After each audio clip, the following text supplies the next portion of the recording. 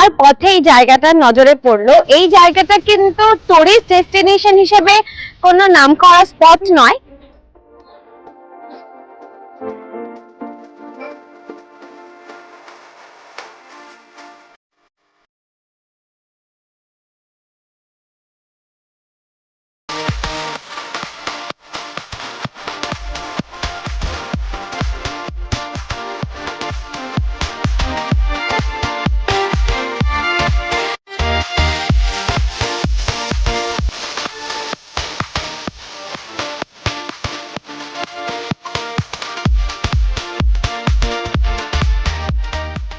Hello everyone, welcome back to my channel তিথির সাতকাহনের আরো একটা নতুন ব্লগে তোমাদের সবাইকে জানাচ্ছি অনেক অনেক স্বাগত, অনেকখানি ভালোবাসার সাথে।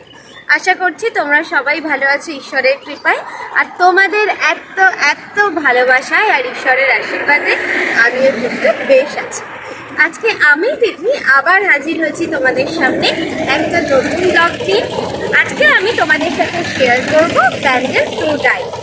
আমি এখন দাঁড়িয়ে রয়েছি এই মুহূর্তে কল্যাণী বাইপাস ওয়ে, ঠিক আছে, মানে কল্যাণী হাইওয়ে ধরে বাড়ির থেকে প্রায় 30 কিলোমিটার পথ অতিক্রম করে আমরা এখন দাঁড়িয়ে রয়েছি কল্যাণী হাইওয়েতে। নৈহাটির কিছুটা আগে, আর কিছুটা পথ গেলেই আমরা নৈহাটিতে ঢুকে যাব। তো আজকে কিন্তু পুরো ভিডিওটার সঙ্গে থাকতে হবে। পুরো ভিডিওটা হতে চলেছে ভীষণ ভীষণ ভীষণ ইনফরমেটিভ। আমি শেয়ার করব আজকের ভ্রমণের খুঁটিনাটি নানান তথ্য, যেই ভিডিওটা দেখে যাতে তোমরা আগামী দিনে যারা ব্যান্ডেলে আসতে চাইছো এই সময়টা যাতে তোমরা খুব সহজেই সুন্দরভাবে এই গাইডলাইনটা দেখে ব্যান্ডেল ট্যুরটাকে অর্গানাইজ করতে পারো, সেই চেষ্টাই কিন্তু আমি আজকে করব পুরো ভিডিওটায়। তার জন্য কিন্তু পুরো ভিডিওটার সঙ্গে থাকতে হবে। আর দেখতেই পাচ্ছ আমি আজকে হেলমেট পরে আছি, কারণ আজকে আমাদের ভ্রমণ সঙ্গী কিন্তু আমার জগদ্দল। ব্যান্ডেলে পৌঁছিয়েই আমরা সর্বপ্রথমে গিয়েছিলাম মাতা গায়ত্রী দেবীর মন্দির দর্শনে। মন্দিরটি খুবই নিরিবিলি এবং মনোরম পরিবেশে অবস্থিত। এই মন্দিরটি ব্যান্ডেলের অন্যান্য পর্যটন কেন্দ্রগুলির মতো মানুষের মনে ততটা দৃঢ়তা প্রকাশ না করলেও বেশ মনোরম পরিবেশে অবস্থিত বলে আপনার আত্মা অন্যরকম তৃপ্তি অনুভব করবে এই মন্দির দর্শনে এলে। ব্যান্ডেল স্টেশন থেকে মাত্র 5 কিলোমিটার দূরে ব্যান্ডেল রাজহাটে অবস্থিত গায়ত্রী দেবীর মন্দিরটি হরিদ্বার ব্রাঞ্চের একটি অন্যতম শাখা।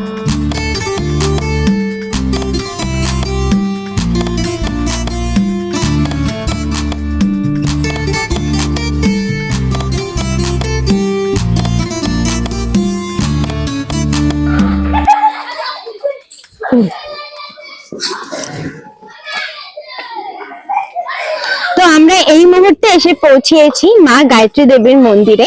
এটা কিন্তু ব্যান্ডেলে হরিদ্বারের একটি ব্রাঞ্চ, মানে ব্যান্ডেলেই মন্দিরটি রয়েছে কিন্তু এটা হরিদ্বার ব্রাঞ্চের। এখানে আসলে কিন্তু বেশ একটা হরিদ্বার হরিদ্বার ফিলিংস হবে, কারণ এখানকার প্রেয়ারটা একদম হরিদ্বারের মতন করেই হচ্ছে, মানে হরিদ্বারে গঙ্গা আরতির সময় যেরকম গান হয় ঠিক সেরকম ভাবেই প্রেয়ারটা হচ্ছিল। আমি শুনছিলাম একটু আগে, বাট ওখানে আমি ভিডিও করতে পারিনি।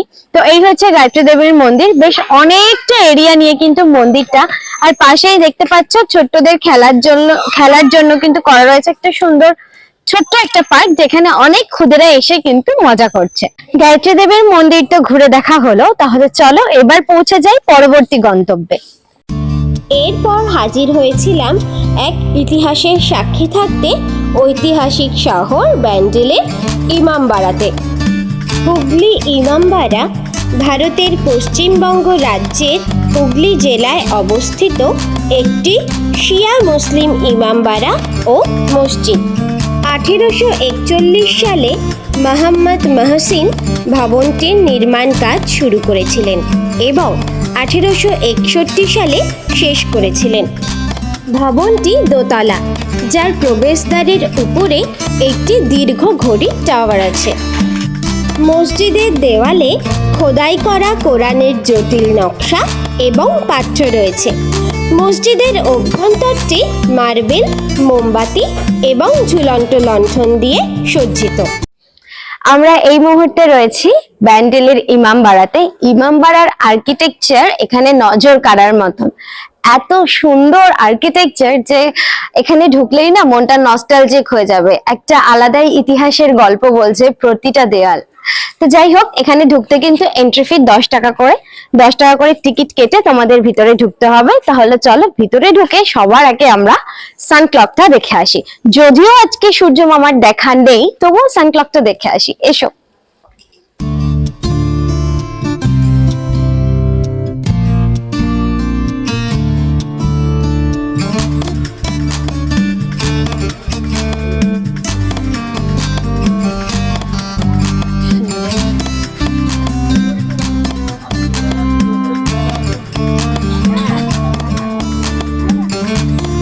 এখানকার ভিউটা দেখো, কি দারুণ লাগছে।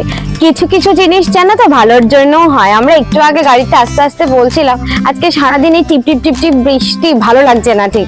একটু বেশ রোদ ঝলমলে হলেও ভালো লাগতো আর কি। যাই হোক, এবার বৃষ্টির জন্যই কিন্তু এই নদীর ভিউটা এতটা অসাধারণ লাগছে। চলো সামনে থেকে দেখি।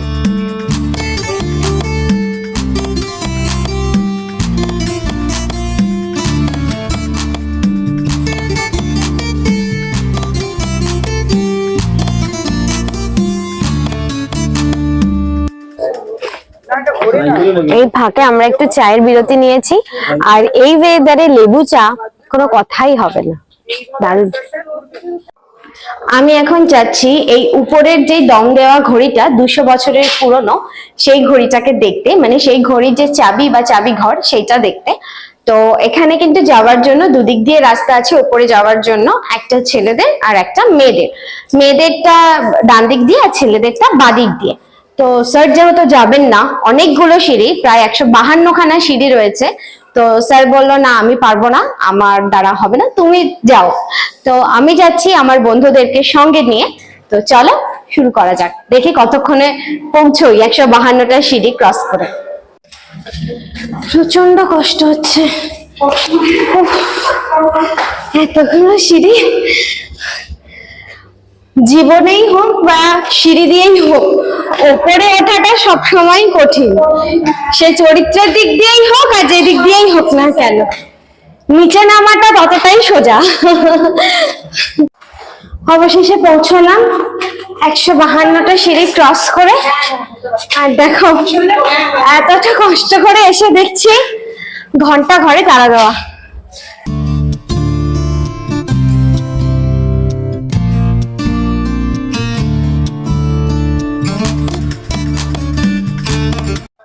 অবশেষে এসে পৌঁছেছি একদম টপ ফ্লোরে। হাঁপিয়ে গেছি, বাট এই ফ্রেশ এয়ারটা বেশ একটুখানি আরাম দিচ্ছে। তো দেখো, আমি কিন্তু টোটালটা পুরোটা 25 মিনিটে কমপ্লিট করেছি, মানে 152 × 152 ওঠানামা করে টোটালটা আমি 25 মিনিটে কভার করেছি। পূর্বে 12 জন ইমাম এই মসজিদে বসবাস করতেন বলে এই মসজিদের নামকরণ করা হয় ইমামবাড়া।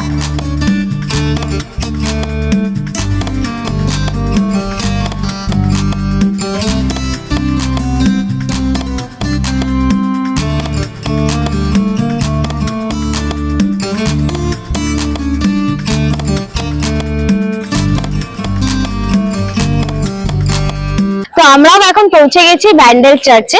গুড়ি গুড়ি বৃষ্টি আবার যথারীতি আরম্ভ হয়েছে। তাহলে চলো ব্যান্ডেল চার্চটা আমরা ঘুরে দেখি। ব্যান্ডেল চার্চ বা ব্যান্ডেল গির্জা পশ্চিমবঙ্গের প্রাচীন গির্জাগুলির মধ্যে অন্যতম।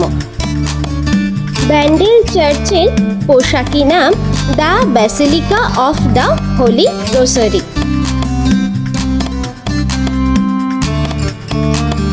1660 খ্রিস্টাব্দ নাগাদ নির্মিত এই গির্জাটি মেরি মাতার প্রতি উৎসর্গিত।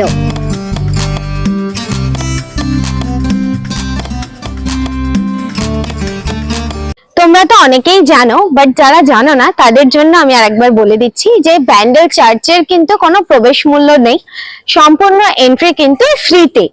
আর ব্যান্ডেল স্টেশন থেকে যারা অটো বা টোটো নিয়ে ব্যান্ডেল চার্চে আসবে তাদের ভাড়া পড়বে কিন্তু 15 থেকে 20 টাকা। আমরা যেহেতু টু হুইলারে এসেছি তাই জন্য আমরা অটো বা টোটো কোনোটাই আমাদের প্রয়োজন হয়নি। কিন্তু তোমরা যারা পাবলিক ট্রান্সপোর্টে আসছো তারা যদি ব্যান্ডেল স্টেশন থেকে চার্চে আসো সেক্ষেত্রে কিন্তু তোমরা অটো টোটো সবটাই অ্যাভেলেবেল পেয়ে যাবে। তো চলো ভিতরে ঘুরে দেখি আর শেয়ার করি তোমাদের সাথে সব খুঁটিনাটি তথ্য।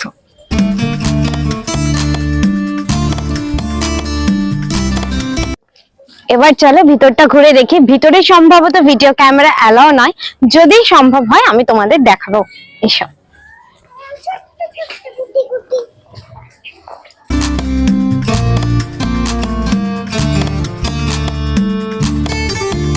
আমরা এখন দাঁড়িয়ে রয়েছি চার্চের একদম ছাদে, মানে একদম টপ ফ্লোরে দাঁড়িয়ে রয়েছে।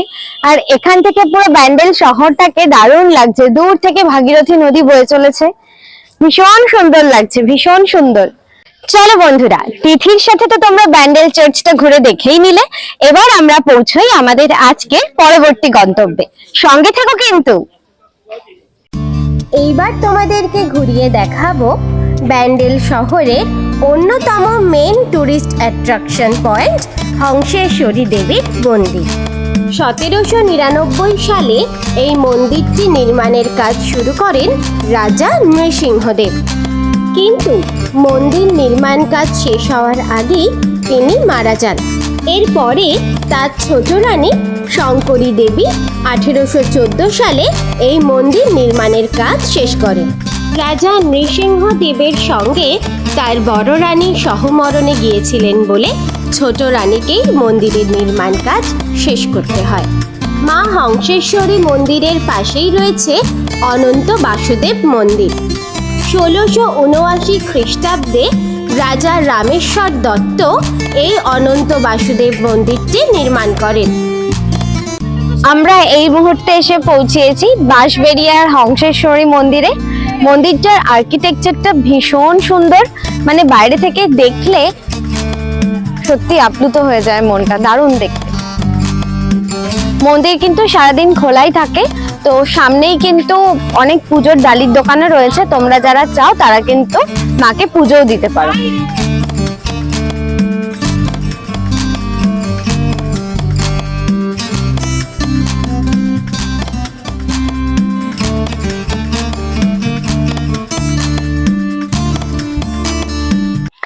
রাজবাড়ির গেটের সামনে এখন দাঁড়িয়ে আছে, আর দেখতেই পাচ্ছেন এখানে লেখা আছে বিনা অনুমতিতে প্রবেশ নিষেধ। তো ভিতরে তো ঢোকা যাবেই না, কিন্তু এখানে এসে যেটা শুনলাম এখানকার লোকজনের মুখে, সেটা আগে কিন্তু কিছুদিন আগেও এখানে কিন্তু ঢুকতে দেওয়া হতো এবং ভিডিওগ্রাফি ফটোগ্রাফি সবটাই অ্যালাউ ছিল এবং ভিতরে দেখার জিনিসও যথেষ্ট ছিল। কিন্তু ওই যে মানুষের স্বভাবের জন্য, মানে অবশ্যই সবাই সমান নয়, কিছু কিছু মানুষের জন্যই এখন এখানে প্রবেশ নিষেধ। কারণ মানুষ এই জায়গাটাকে এতটাই উশৃঙ্খল করে তুলেছিল, ঢুকতো ভিতরে এটা ওটা জিনিস নিয়ে আসতো, দেওয়ালে দেওয়ালে নাম টাম লিখে পুরো জায়গাটার পরিবেশটাই নষ্ট করে দিচ্ছিল। তার জন্য বাধ্য হয়ে এখান থেকে কিন্তু এনাদের কমিটি থেকে রাজবাড়ির ভিতরে প্রবেশ নিষেধ। তোমার দীর্ঘক্ষণের জার্নিতে শরীর মুখে ক্লান্তির ছাপ বয়ে যাচ্ছে তোমার এখন, অনেকটা পথ তো। চার্মিং হয়ে নিতে ওই জন্য ফুচকার দোকানে লাইন দিয়েছি, ফুচকা খেলে মেজাজ একদম। দেখো চলে এসছে ম্যাডামের হচ্ছে চাটনি ফুচকা। জল ফুচকা আগে খেলো, খেয়ে আবার চাটনি ফুচকা। ফুচকা ছাড়া কিচ্ছু সম্পন্ন হয় না, সে যত ট্যুরই হোক অকেশন হোক, বাঙালির ফুচকা ছাড়া সব ট্যুর ইনকমপ্লিট। ফুচকার স্বাদটা কিন্তু বেশ ভালো, কিন্তু জল ফুচকাটা খেলাম, জল ফুচকাটা তো দারুণ ছিল। এবার চাটনি ফুচকা ট্রাই করে। এখানে 6 পিস 30 টাকা নিয়েছে। হংসেশ্বরী মন্দিরের একটু ঢোকার মুখেই, হ্যাঁ ঢোকার মুখে, হংসেশ্বরী মন্দিরে ঢোকার মুখেই হচ্ছে দাদা স্টল। দারুণ টেস্ট, দারুণ। তোমরা যারা যারা আসবে দাদা স্টলে অবশ্যই খাবে। নামটা দেখে নাও, রাজা স্পেশাল ঘুগনি, ঠিক আছে। আর পুরো নিরামিষ কিন্তু, হ্যাঁ, কোনো পেঁয়াজ রসুন কিছু নেই, আমিষের কোনো ব্যাপার নেই, পুরো নিরামিষ। ঘড়ির কাঁটায় আজকের মতো সময় শেষ বন্ধু, এবার বিদায় নিতে হবে। দেখা হবে খুব শিগগিরই নতুন গল্পের আসরে। টাটা, সকলে ভালো থেকো, সুস্থ থেকো আর তিথির স্বাদ কাহনের সঙ্গে থেকো।